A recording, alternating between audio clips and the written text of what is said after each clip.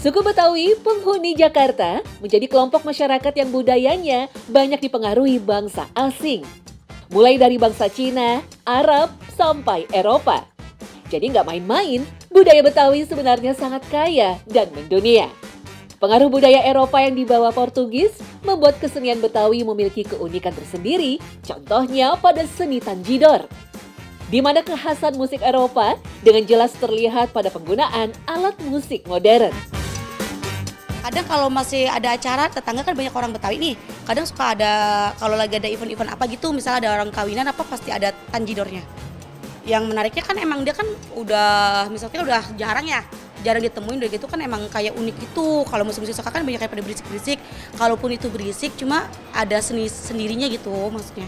Karena udah jarang sekali ya, terus itu rame banget. Tanjidor kan rame banget ya, orangnya rame kalau main tanjidor itu, gitu sih. Musiknya juga kencang. Gempuran budaya asing di zaman serba online ini membuat seni tradisi seperti Tanjidor semakin kehilangan pamor. Undangan untuk tampil nyaris tak ada. Sementara untuk mempertahankannya sulit sebab generasi muda banyak yang enggan bermain Tanjidor. Satu yang mencoba bertahan adalah grup Pusaka Tiga Saudara yang bermarkas di Pasar Rebo, Jakarta Timur.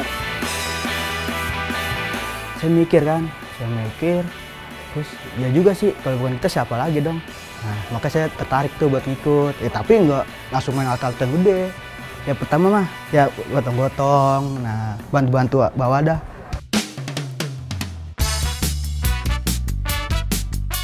Ketertarikan Fahri bermain Tanjidor sejak kecil membuatnya memiliki keahlian menguasai banyak alat musik Tanjidor.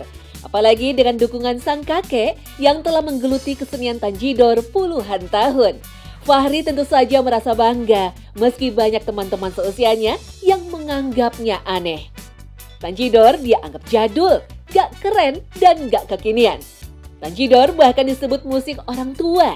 Uniknya, walau kurang dihargai di negeri sendiri, tapi seni Tanjidor selalu sukses memukau warga asing. Kalau Engkong cerita itu kayak acara festival di Malaysia. Dia tuh ibaratnya diundang perwakilan Jakarta. Wah, tuh kayak bingung gitu, ini alat musik apa gitu. Tapi lama-lama dia ngerti kali ya alat musik Betawi apa gimana. Lama-lama dia ya paham lah. Wah, ini ada perkenalkan kan ya apa. Bawa acara mengenalkan nih dari Jakarta, Indonesia, gini-gini. Nah dia jadi tahu gitu. Jadi antusiasnya jadi wah meriah dah ibaratnya. Nah ya begitu.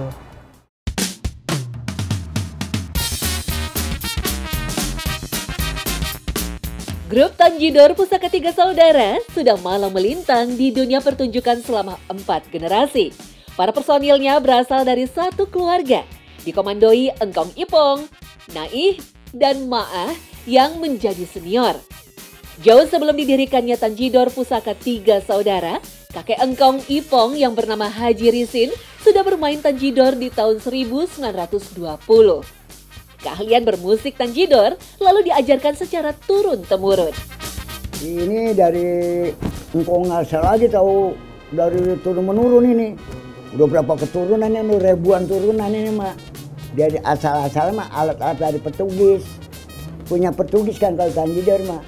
Karena orang Indonesia bisa mainin. Kalau dia pakai naskah, kalau orang kita pakai otak.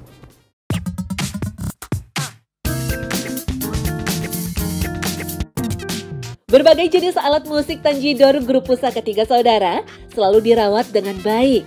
Beberapa bahkan ada yang usianya sudah ratusan tahun. Tersimpan rapi di markas grup layaknya benda pusaka sebagai pengingat untuk terus melestarikan Tanjidor sampai titik darah penghabisan. Nah itu juga ada tuh kayak sajen.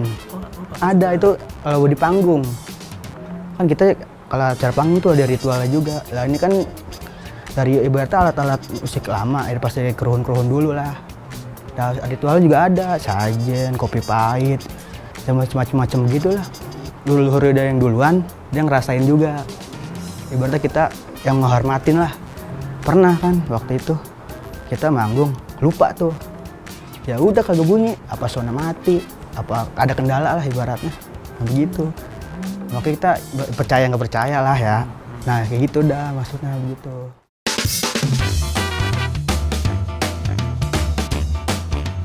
Penyebutan nama Tanjidor diyakini berasal dari bahasa Portugis tangedor, yang artinya alat musik berdawai atau string instruments.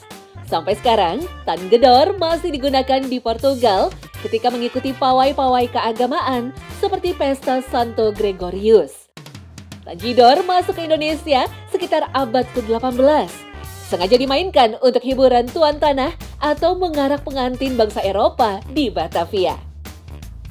Ya, memang awalnya Tanjidor itu dimainkan oleh budak itu di abad 18. Walaupun sebelumnya ada yang mengatakan di abad 14 pada saat Portugis masuk, 14-15, itu sudah ada Tanjidor di Indonesia. Tapi pada yang lebih banyak orang kenalnya itu abad 18 pada saat Agustin Mikael atau Mayor Yance itu punya budak ratusan yang tinggal di Citerep Bogor. Itu ratusan budak, ada 30 orang pemain Tanjidor yang kalau mereka lagi pesta, nah itulah yang disuruh main.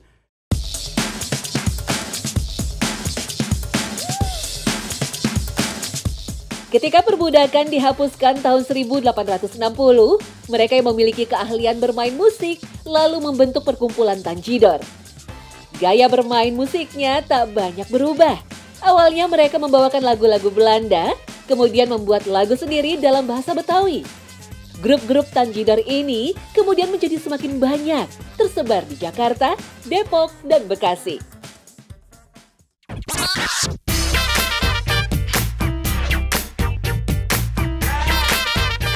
Pada tahun 1952, keberadaan Tanjidor sempat dilarang oleh Wali Kota Sudiro karena saweran dari orang Tionghoa pada pemain Tanjidor dianggap meminta-minta. Akibatnya, dari ratusan grup Tanjidor yang ada, berkurang hingga puluhan saja di tahun 80-an.